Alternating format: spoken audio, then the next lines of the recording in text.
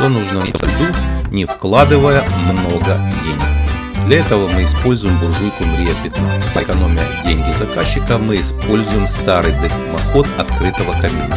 Тепло и пожароизолируем его базальтовой ватой, максимально заполняя все пустоты.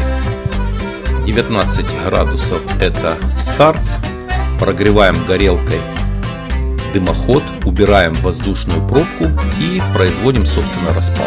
Мрия 15 это просто комбайн 3D буржуек. Практически мгновенный разогрев помещения за счет конвекции, а также возможность приготовить.